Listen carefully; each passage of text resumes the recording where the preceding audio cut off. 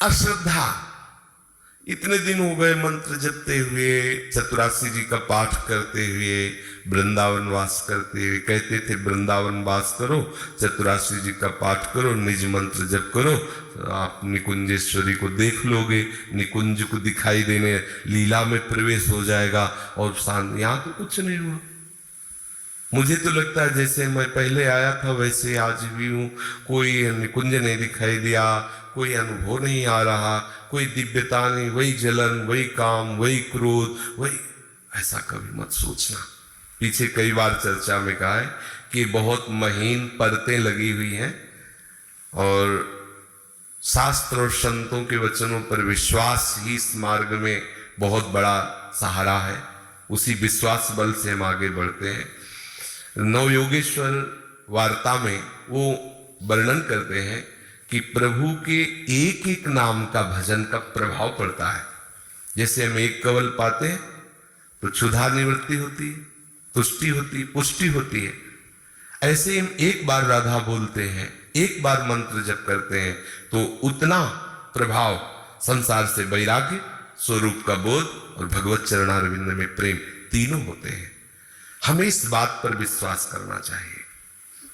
तो जो हम मंत्र जप कर रहे हैं, जो हम वृंदावन वास कर रहे हैं, जो हम चतुरासी जी का पाठ कर रहे हैं, भले मुझे अनुभव में नहीं आ रहा लेकिन परिणाम बहुत मंगलमय है, मुझे श्री जी मिलेंगी, ऐसा विश्वास कभी टले ना, कभी अश्रद्धा ना होने पावे। और हो जाती है। लंबी यात्रा है, कभी कभी खान पान गड़बड़ हुआ, कभी कुसंग हो गया तो अश्रद्धा। जब हम अंदर देखते हैं तो आनंद नहीं, जलन बढ़ रही, तो लगता है इस मंत्र में ताकत नहीं है क्या? वृंदावन वास का कोई फल नहीं है क्या? चतुरासी जी के पाठ का फल कहते हैं भवजल निधि को नाव, काम पावक को पानी। तो यहां तो हम रोज पाठ करते हो, हृदय में काम वेदना सवार है, ये पानी कब गिरेगा उसमें? होता है ना मन में। तो अब आपको दिखाएं अगर हम कि कामाग्नि होती क्या है, तब तुम्हें पता चले।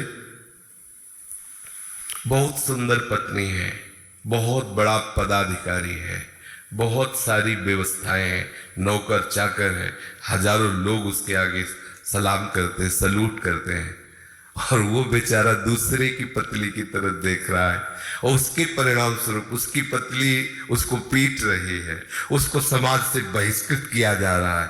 कि मतलब अगर काम लीला को आप देखो ना तो आपको पता चलेगा कि पानी नहीं, आप वर्षा हो रही है।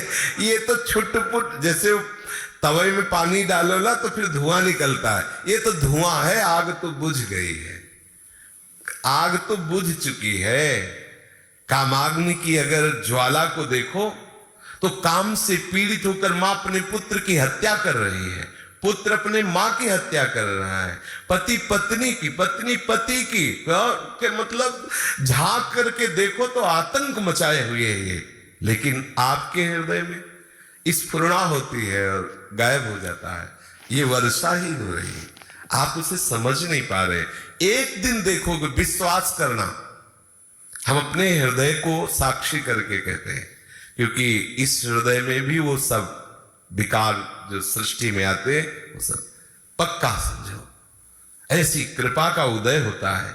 जिन विकारों से डर लगता था कभी ऐसा ना हो जाए, कहीं ऐसा ना हो जाए, उन्हीं विकारों की बाहुल्यता, उन्हीं विषयों की बाहुल्यता होने पर, जैसे घड़ी से सेल खींच लो तो सुई मिनट की मिनट जगह में, सेकंड की जगह में, और घंटे की जगह में हिल नहीं सकती।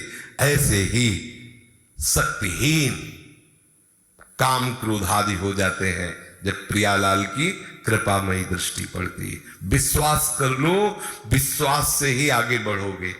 बिल्कुल धैर्य पूर्वक हमारी बात को बैठा लो।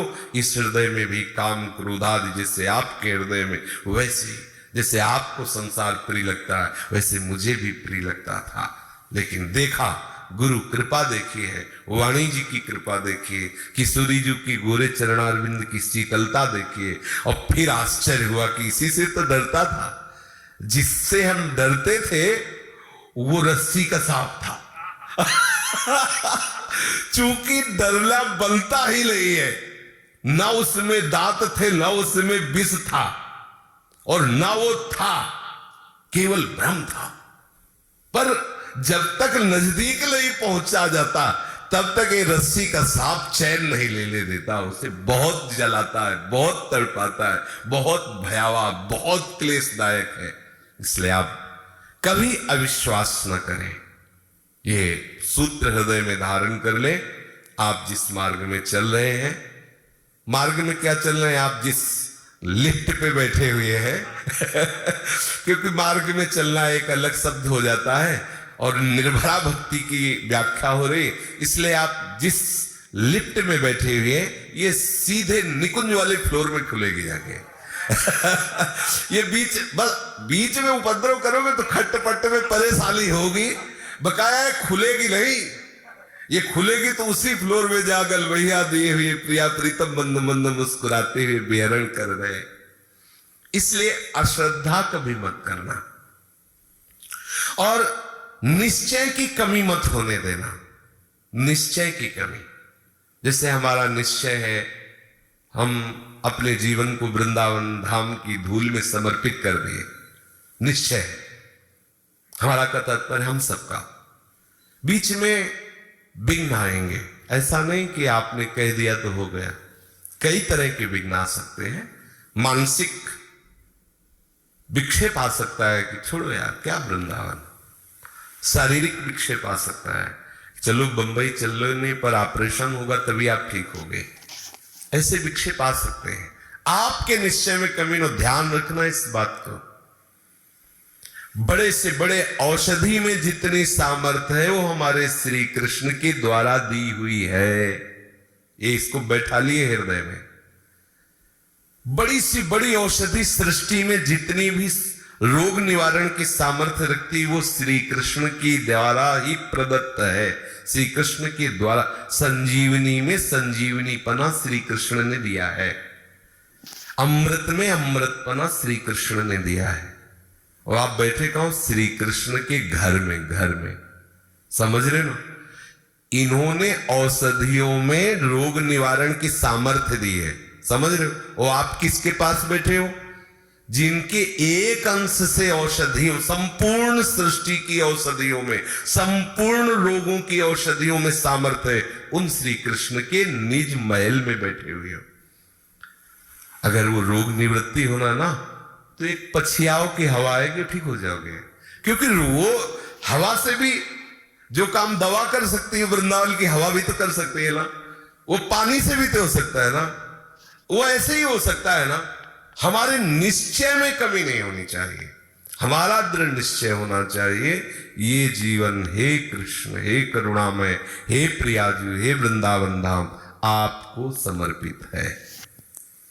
क्योंकि बहुत तरह के लंबा सफर है, बहुत तरह के विघ्न आएंगे, सुखद और दुखद। आपके निश्चय में कमी नहीं होना चाहिए, तो आपके हृदय में निर्भरा भक्ति का जो प्रभाव है वो प्रकाशित होने लगेगा।